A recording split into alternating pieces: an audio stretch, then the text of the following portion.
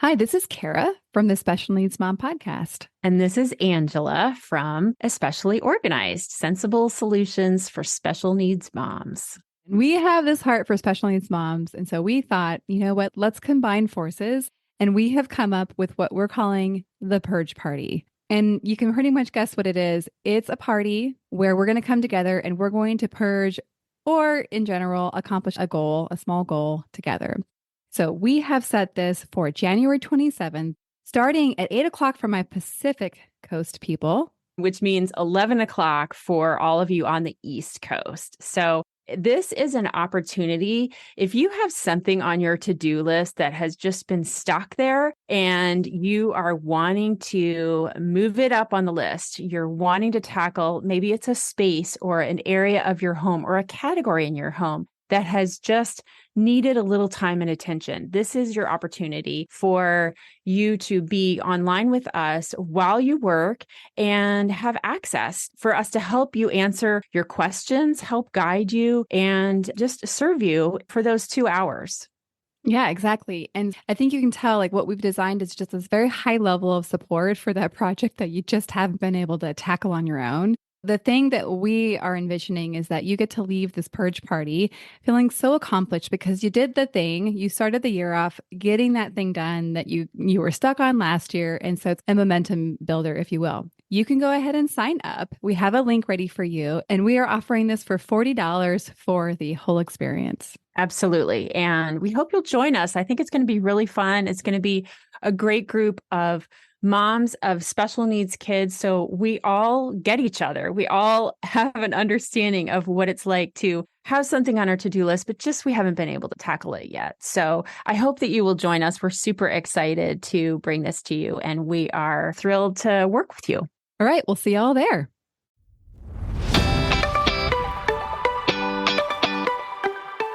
Hi, I'm Kara, life coach, wife, and mom to 4 incredible and unique children. It wasn't all that long ago that my son received a diagnosis that had my world come crashing down. I lacked the ability to see past the circumstances, which felt impossible, and the dreams I once had for my life and family felt destroyed. Fast forward past many years of surviving and not at all thriving, and you'll see a mom who trusts that she can handle anything that comes her way and has access to the power and confidence that once felt so lacking.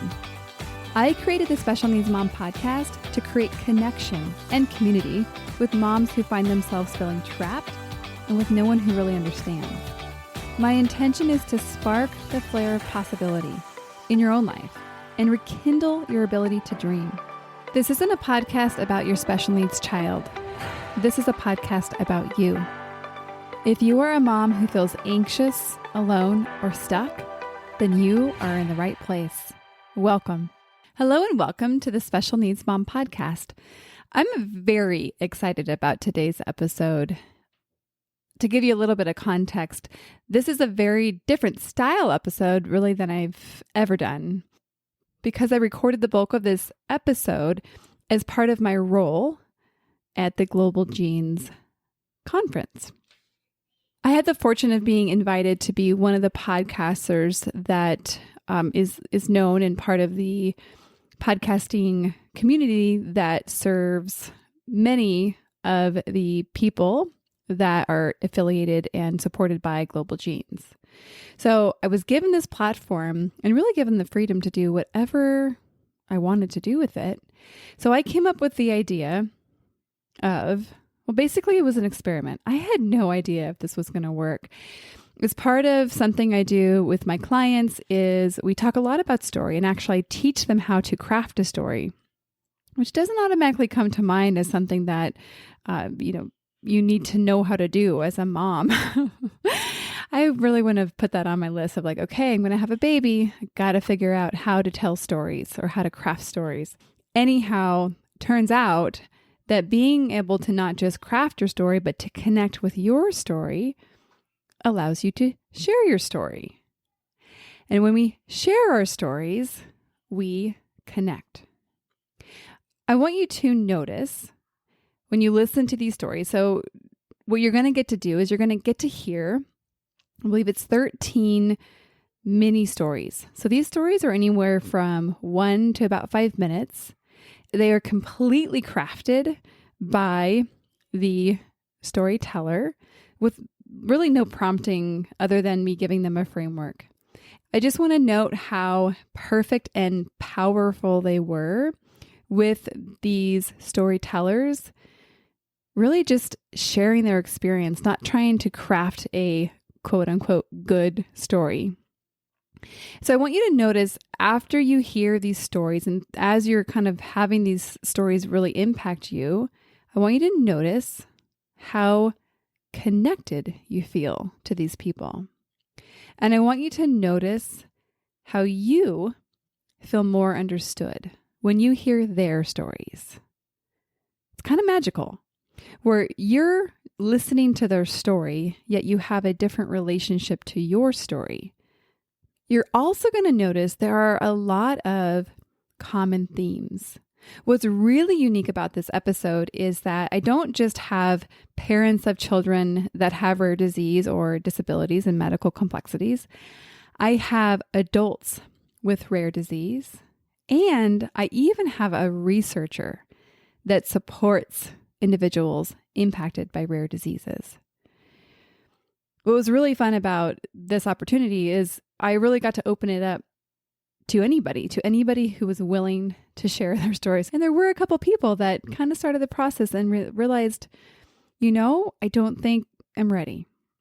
And I totally honor that. And therefore, I want to make a special acknowledgement to each and every storyteller who participated in this episode with the courage and bravery of sharing your story. As you listen back to yourself, hopefully, I want you to allow the impact of your own story to impact you. It's pretty powerful when you step outside of yourself to really look back and say, wow, that's my story. Okay. You're going to notice common themes like I mentioned. I talked a little bit about some of these in an episode at the end of September, basically about my personal takeaways from the experience at Global Genes Conference. And during this episode, you're going to notice these themes recurring again. So you're going to notice purpose. A big one, I'd say, like one of the biggest themes that comes out is the impact of reaching out for help. And this is impact in getting medication. This is impact of asking for husband help. This is impact of asking for more help from doctors. This is impact of connecting and being able to ask for more help from our communities in social media. Other themes are persistence. One of the other biggest themes you're going to notice basically shouting at you is the impact of, you guessed it, community.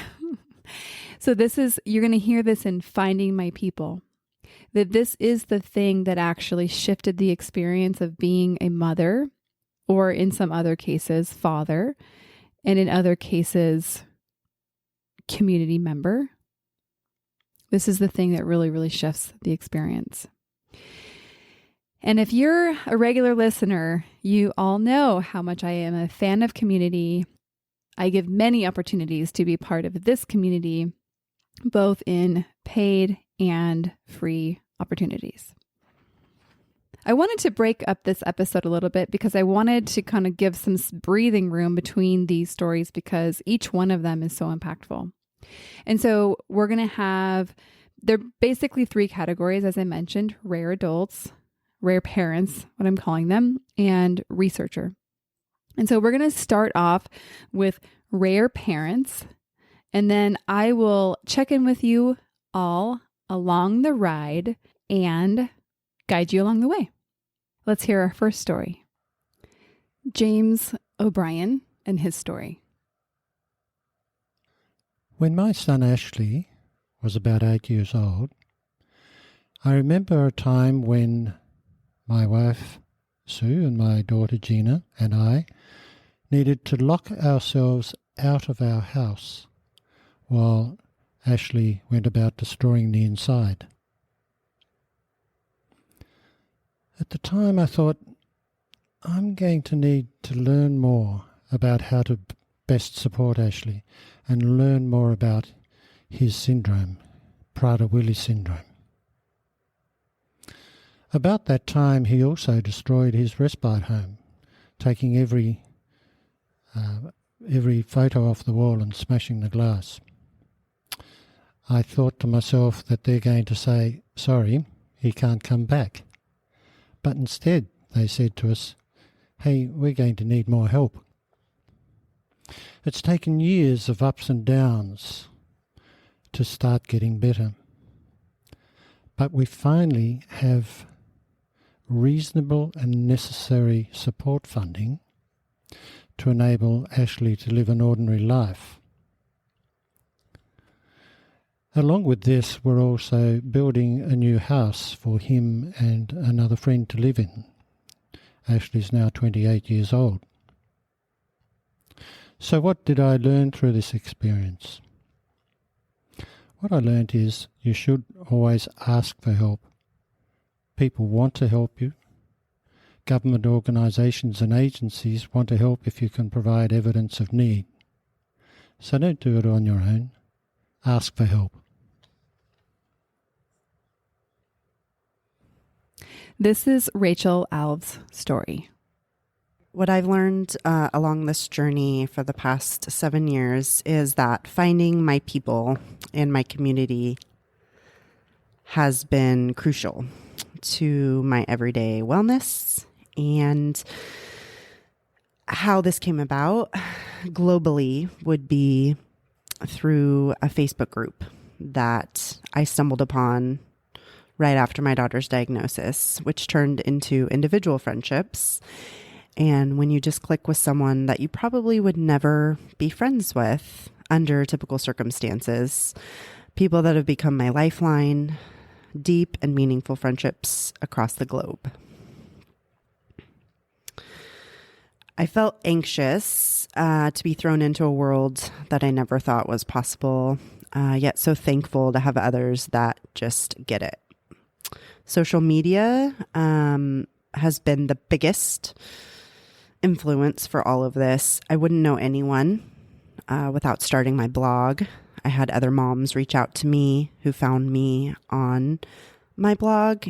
And so for me, getting to be that support person that they need in the early stages has meant everything.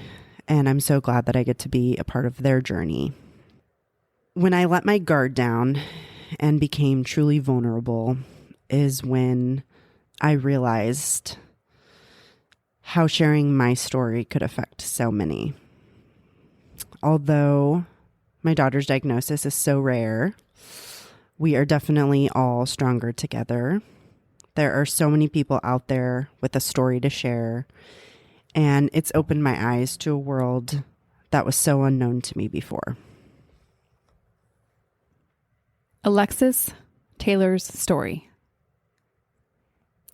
The doctor told us her head wasn't growing at her 2 and 3 month appointments. I was scared and devastated. I didn't know what it meant, but I knew the consequences were serious if her brain wasn't growing. I was in a bad place for a very long time. Time helped as the years passed, but finding community and other special needs moms has helped me the most. I learned that I can survive really hard things, and there is joy and purpose in an unexpected life. Nikki McIntosh's story. My son, Miles, was diagnosed with spinal muscular atrophy at age 18 months. I remember feeling completely shaken to my core, in my bones, and rattled with fear. Fear of the unknown. SMA is a degenerative, progressive disease. No treatment, no cure, progression inevitable was what we were told at the beginning. And I wondered how I would live with that new reality of watching my son regress over time. It seemed as cruel as anything could be. Over time, I think what helped was plugging in and learning about science, learning about research, learning what was happening in the medical community. And eventually we found a clinical trial taking place that was showing some promise. We got my son enrolled, and pretty soon after the initial dosing, we saw strengthening. At first, we thought maybe we were crazy, but over time, we realized that this new treatment, that was in just clinical trial stages, was making a change for him. And the more he was on, the longer he was on, the more we saw the regression stop and strengthening continue. And this was just unheard of for his disease. And it brought new hope. And I learned that even though there might not be a way, it may feel like there's not a way right now, that perhaps there is a way. And you have to stay open to those possibilities and let those possibilities and that hope fuel you to take steps and move forward with things that you maybe were told that weren't a viable option, and to have hope even when you feel like there might be lots of reason not to. And perhaps even over time, you can be part of helping find a way and making a way and serving the greater community. And that's my story. Thank you so much to James, Rachel, Alexis, and Nikki for sharing your stories. Y'all might recognize Rachel Alves from an episode several months ago. It was really fun because we got to meet in real life after meeting as a result of this podcast. And so make sure you go back and listen to that episode because it is a fan favorite. I'll reference the episode in the show notes. Okay, let's move on to our researcher. I wish I had had more researchers that were willing to share their story. I think a lot of them are like, well, I'm not the right person. I'm not the one that you want to hear the story from. However, I wholeheartedly disagree. Why? Because the impact of their story intersects with our story. When we get to hear their experience in helping our communities, it gives us hope. Because if we actually don't get to hear their stories, what they're excited about, what they're impacted by, what is actually happening, then we don't get to lean on the hope that they see as they're making progression. We don't get to see the behind the scenes, if you will. So listen to this story. Let's go ahead and listen to our researcher. This is Michael Young's story. Hi, I'm Michael Young, and I actually work in the drug discovery arena and trying to bring new drugs to, especially to patients with rare diseases. My story begins back in Chicago in 1997 when I participated in a patient focus group. And I had an opportunity. I had been working on a new therapy for an orphan cancer called cutaneous T-cell lymphoma for a number of years. And it was our first opportunity to see, from a patient's point of view, how this drug had been helpful to them. Without going into tremendous amount of detail, I will tell you that the comments that we got back were so focused on the quality of life. This one 80-year-old gentleman was sitting in a group of 9 other women, and the major benefit that the drug had for him, he slyly said, was that he was finally able to sleep with his wife again. But when all of the other women were laughing, all the women were laughing, he said, no, not like that. What I mean is that my disease has been so devastating that we've not slept in the same bed for 9 years. And the fact that he was able to hold her for one evening was so motivational to me. The fear of failure, and when you're developing new drugs, is truly one of the big concerns that I had. But I didn't expect the benefit of being involved in the development of this particular medication because, like that focus group that I was a part of, I found a purpose in all of this. And that purpose was that I knew that there was this disease that created significant complications and symptomatic problems for many, many patients. but there was no cure, and there were no real opportunities to help them with this. So my feeling about this was finding a purpose beyond just the discovery of the drug, and that I really needed to do something for this patient population. So along the way, I couldn't have done this without the help of the clinical community, which is made up of patients, doctors, researchers, and industry people, gathering around a small, rare disease such as this, of which there are, literally over 10,000 small, rare diseases now. It gave me an opportunity to become a part of that. It started getting better in 1999 when the FDA approved the first new drug, the drug that I had been working on for this cancer. It was the first new drug in 12 years for this patient population. I learned that hard work, dedication, passion, and faith are a part of the success of this particular drug, but it's also a part of every success that we have in life. And so I'm proud to do this little podcast to share with you that with hard work, dedication, passion, and faith, we can overcome a lot of things together. Thank you so much, Michael. And now let's get ready for the last roundup of parents of children with rare disease. This is Casey Craig's story. Stella was 6 months old, and she was suffering from lots and lots of seizures and so many things going on with her diagnosis that it was hard to pinpoint exactly what was going on with her. And at night, she would scream all night long, just over and over again, just screams. And my husband and I would take 3-hour shifts where he would be up with her for 3 hours, and then I would be up with her for 3 hours. And when you weren't up with her, you were sleeping in bed with the pillows over your ears, hoping that you could muffle out the screams. And I noticed that after several months of this, I was starting to pull on my own hair out of frustration and feeling so hopeless.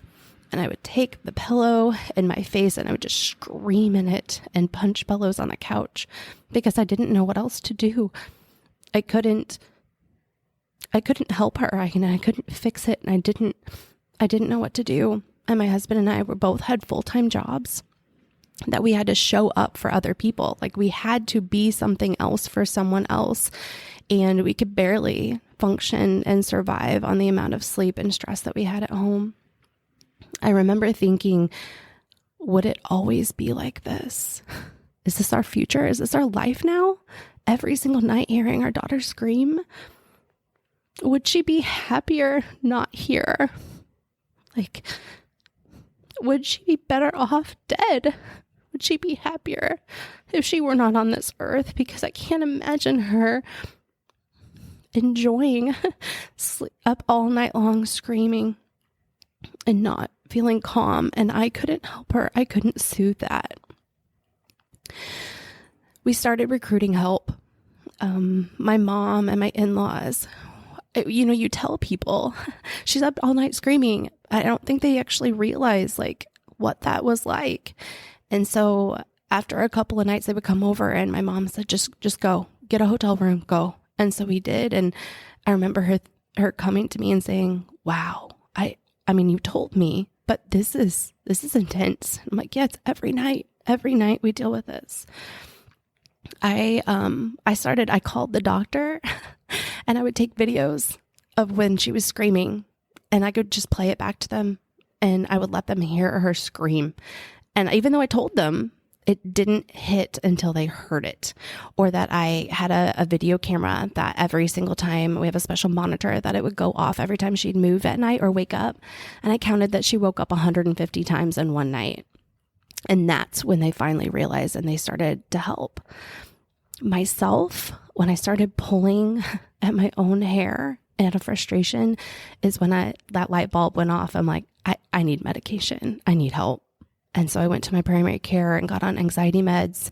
I started to see a counselor. And things started to calm down a little bit.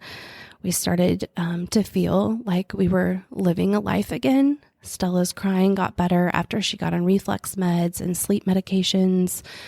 And we started to feel less alone. We started to feel that we were thriving instead of this hopeless mode. Also talking to other families, we found a community that they understood what I said, and they understood when I said, maybe my daughter would be happier dead. And they were like, yeah, we've been there. And you just feel so validated, and you just felt so less alone. So I learned that this life isn't one that you can do alone. You have to ask for help. And sometimes you have to show the doctors, not just tell them. You have to make them feel every bit of your story so they will understand, and they can break down that barrier that maybe they had there so they can help you. This is Shelley Frappier's story. My name is Shelley Frappier, and I am the self-proclaimed super mama. I am the woman that always said, like, I'm doing it all. I can do it all.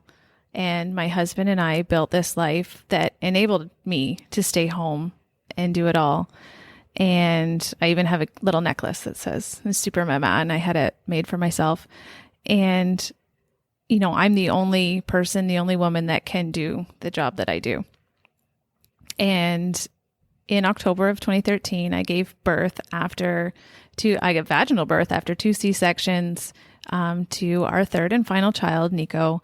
And it was the highlight of our life. Our family was complete, and life was perfect. And I was doing it all.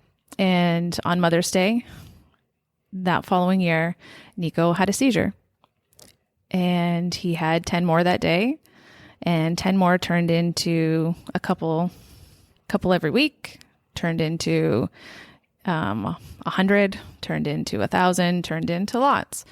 And a couple months later, we got a genetic diagnosis of SCN8A, and I was full of hope. We were still having seizures, but life was going pretty well. We found gene-guided medication, and Nico's seizures, as fast as they started, they stopped. Life started coming out of crisis and started getting normal. And I'm still the mom. I'm doing the appointments. I'm waiting for the next crisis. I'm waiting. And now I'm waiting. And when is the next seizure coming? When is it going to happen? Is it going to happen? We know it's going to happen. He has a genetic diagnosis. That waiting and that anticipation turned into panic attacks, turned into debilitating stomach issues, and all of a sudden I was sick, or I was panicking, I wasn't sleeping. But there's no more seizures. There's no reason. I'm not sick. I should be happy. I'm living life. Like, there are other families having seizures, but we're not. What's wrong? You know, we're doing something right, but now I'm feeling like everything's wrong. One day after walking home with the kids from school, in anticipation of having to make another dinner, anticipation of having to do all the bedtime stories, of having to do all the medication, of having to wipe all the bums, of having to do all those things, I didn't want to do it anymore. I opened the closet door, I shut it, I turned the light off, and I laid down. I could still hear all the kids. They're downstairs, and my husband was home, so I also, for some reason, knew they're not in trouble, but I'm just not doing it anymore. I never thought that this super mom, this super mama, didn't want to be a mom anymore. I didn't want to be a mom. I didn't want to be a wife. I didn't want to be a caregiver. I didn't want to do any of those things anymore. I just didn't want to do anything. And I laid there. I heard some feet. I heard some knocking at the door. I heard some mama, mama, mama, where are you? And they got silence. And eventually they all left for dinner because they needed to eat. In the silence of the hours that they were gone, I picked myself off the floor. Still don't know how that happened. I just got up, put myself to bed in my clothes. It's just you get in there. I heard the family come home. Marty put them all to bed. That was his indication that maybe I need to help my wife. Maybe I need to listen to her when she says, I need help, or I need a moment, or can I sit down for a minute? Oh, can't you sit down when the kids are asleep? So that prompted a conversation. And I told him I didn't want to be his wife. I told him I didn't want to be a mom. I didn't want to do all these things. But he knew that was important. That was what we had built. And he knew there was like a serious amount of love. So we worked together and we talked about it. And I think just in telling him that I didn't want to do it, it broke that barrier of, I need to help. We talked about it a little bit more. And I finally, after talking to my primary care physician, after years of suggestion, maybe you should be on medication, I finally said, yeah, the yoga's not working enough. The nail polish isn't working enough. The glasses of wine, the glasses of tea, the 10 minutes to myself, the bath and the candles, it helps, but it's not enough. The medication was enough to get through the next hump, which was learning that I needed to vocalize my help and demand help and find the people to help. And when you ask, you will find. And there is always going to be someone there to help you if you ask. This is Carol Baco's story. Our daughter Yara got her diagnosis exactly 7 years ago. I remember our doctors giving us one sheet of paper and very little information and telling us to go love our daughter. I had lived life to that point thinking that good things happen all the time. And I haven't lived an easy life. I've been through war. I traveled to a new country without support at a young age. But all through these challenges, I continued to think that good things happen. And then that moment hit me. I had been pregnant with a girl, and I had all these thoughts about how she's going to change the world. And that moment hit me. And I remember my husband and I going home and sitting on the floor in our living room and feeling this sudden isolation between us and everyone around us. We knew that no one's going to understand. We knew no one's going to know how to support. She was our first child, and we didn't know how to support. And how will her future look like now? What does our future look like now? But we thankfully both went through that cycle very quickly. And all this fear, all this anger was channeled into, let's get to work. And we felt that we're ready. We're ready to support her. We're ready to take this on, whatever it meant like. And that was made easier with our family, with their support, with their instant acceptance. It was made easier when we got to connect with other families, the few of us that were going through that same journey. And we decided that we're here for each other. We're going to learn and we're going to see it happen. And it was made easier when we saw that all the support we were giving Yara was making a difference. She was growing. She was blossoming. She was gaining skills at her own pace. And in many ways, that was enough. And then one day it clicked. We just had to change our perspective. We had to stop focusing on what she cannot do, and all the great things that she was doing had to be that focus. And then we realized it's really bigger than our love for her. It's bigger than just her. It became about the community. It became about the whole Jordan syndrome community, the whole rare disease community, the whole disability community.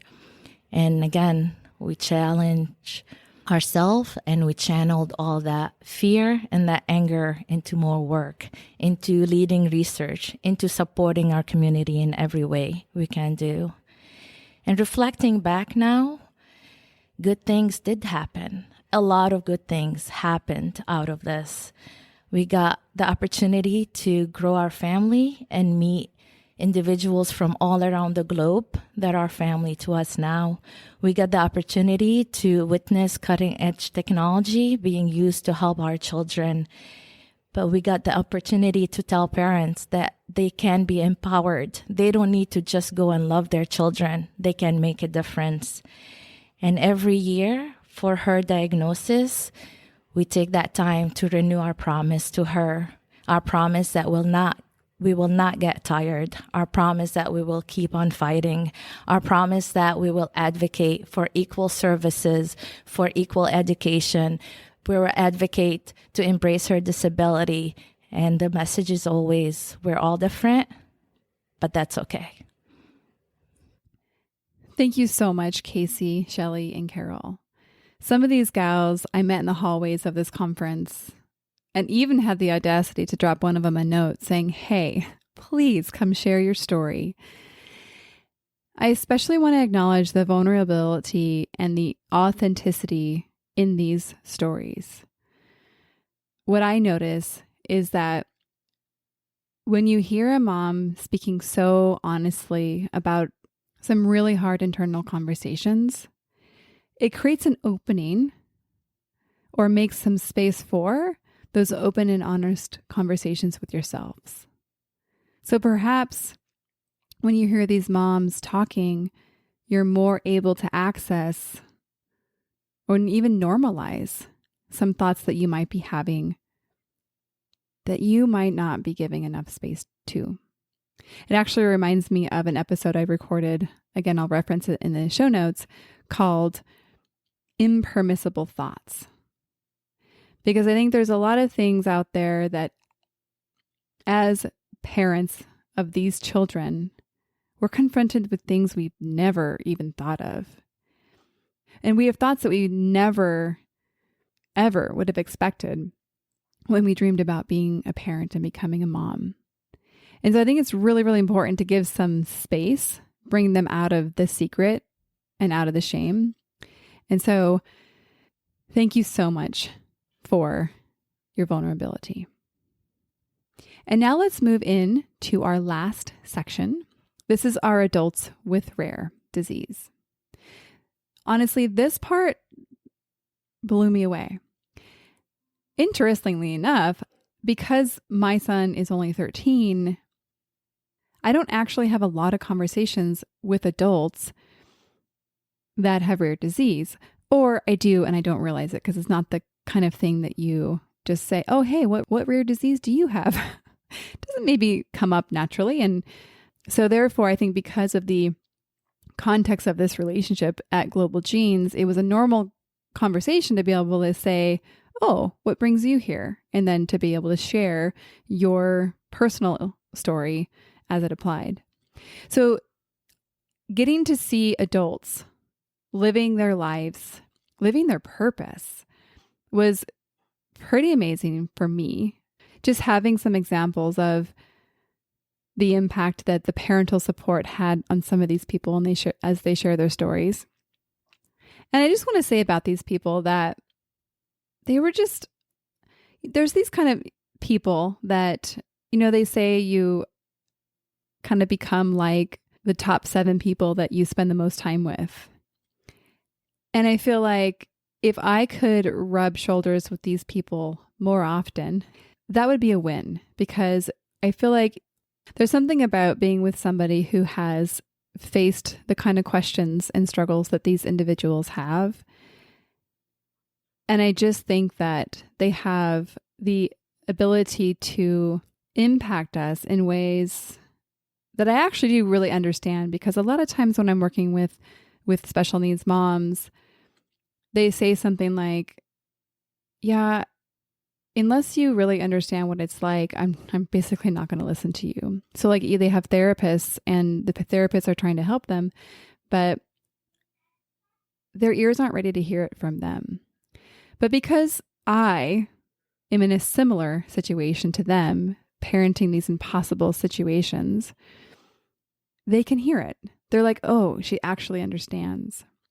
So with these adults with rare conditions, when you're listening to them, you're like, this is not a BS kind of thing. They're not just making up a pretty story.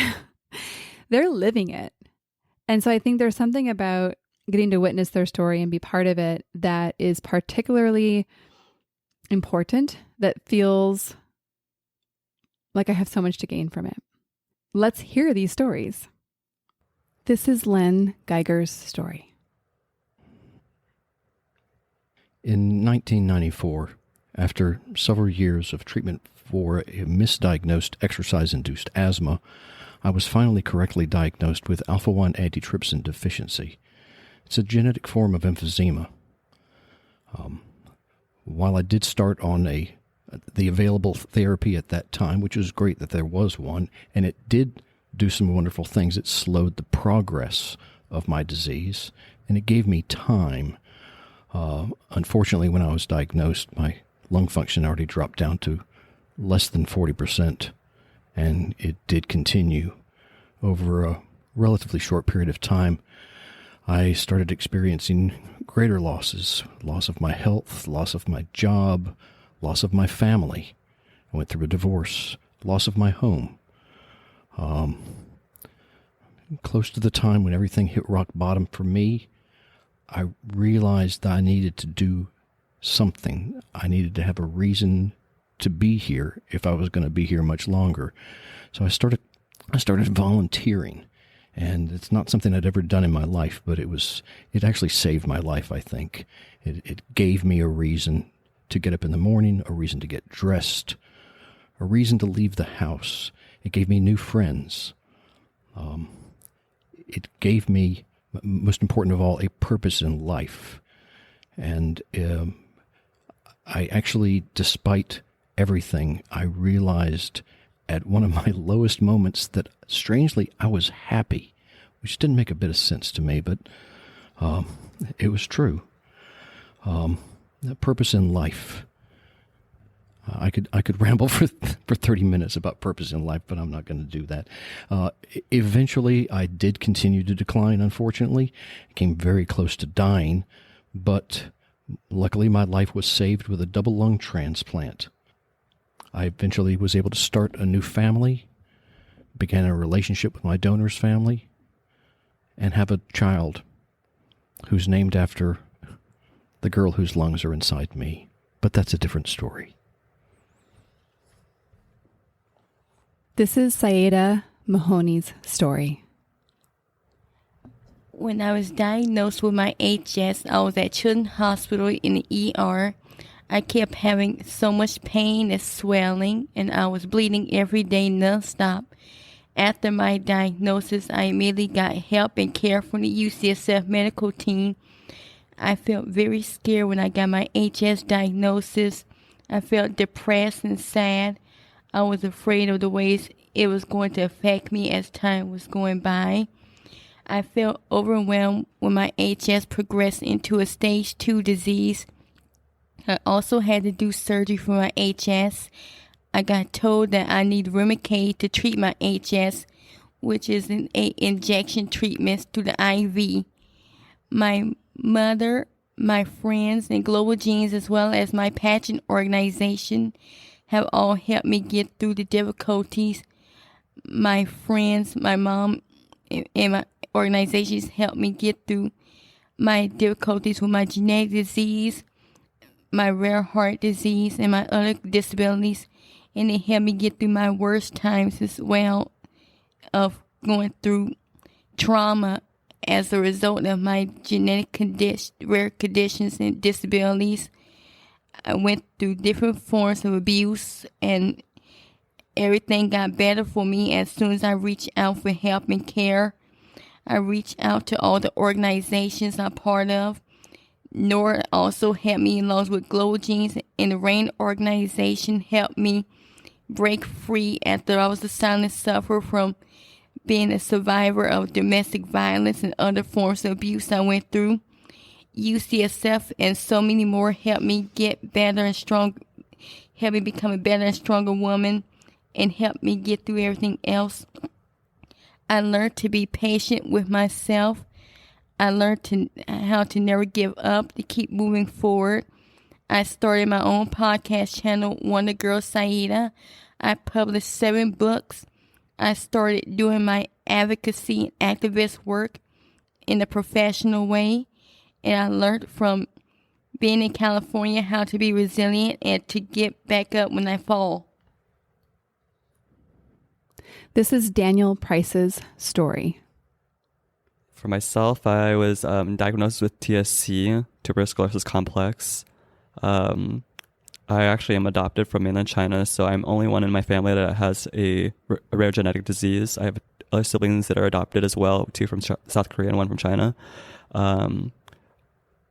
Most of my family wanted or at least my mom wanted a 4-year degree or a 2-year college degree. Some of the challenges and highlights, challenges would be like having meltdowns during school. Other challenges is getting support in high school as well as into higher education. Some of the highlights would be I actually work for an airline. Being able to navigate through those stressful challenges, try to get on a plane, as well as just traveling and experiencing different cultures and places in the world. Even here in the United States has given me a better understanding of myself and place that I live in. Some of the things that have helped me along the way through my journey in life with TSC is learning to really communicate with the doctors, finding the ones that actually have the knowledge and understanding of TSC, connecting and as well as communicating as much as you can, and having that best relationship with that person or individual that is there to support you as best as you can. This is Chandler Cruz's story. I was born with the most common form of dwarfism, achondroplasia. At 16, I realized that I did not want to live with what I felt like were the confinements of my own condition anymore. I felt stuck and helpless in my own body. I was ready to live with my condition the way that I wanted to. I feared that people would not really understand just exactly how I felt, especially those who live with my same shared condition. But I realized it didn't really matter. I may share a diagnosis with many, but we don't have to live with our conditions the same way. Along the way, my parents have always been my number one biggest supporters in anything and everything that I've chosen to do in my life, as well as friends that I've had lifelong and new friends that I met along the way through my own surgical journeys, through many orthopedic procedures, as well as my physical therapists who helped treat me along the way. This journey began for me, although living with my condition began at birth, my actual journey, I feel like, started on August 24th, 2010, when I had my very first orthopedic procedure. From then, it had changed everything in my life from then on, and the person who I am today is the person that I became on August 24th, 2010. Along the way, I've learned that, and I want to quote this because I'm a huge Taylor Swift fan, and this is something that she has said before, but she has said, "I'll never change, but I'll never stay the same," which I feel like, even though I have changed over time, I am also the same person that I've been since the day I was born, and even when I did have that moment of change on August 24th, 2010. This is Adam Johnson's story. I just finished presenting to a group of teachers outside of Portland, Oregon. I'm at the airport, feeling tired, feeling fatigued. Symptoms start to set in. I'm talking to a colleague, and I just have to sit down. And my fear at that moment is failure. I can't push through the symptoms anymore. Over the course of the next few months, I was seeking a diagnosis. And I thought when I would get the diagnosis, I would get a treatment, I would get a cure. When I was sitting in the doctor's office after months and months, and he told me it's a progressive disease with no treatment and no cure, it was devastating. And it was progressive. And as that continues to move forward, it's terrifying. Sitting in the respiratory therapist's office when they roll in a cart with all sorts of tubes and wires that I'd never seen before was absolutely frightening.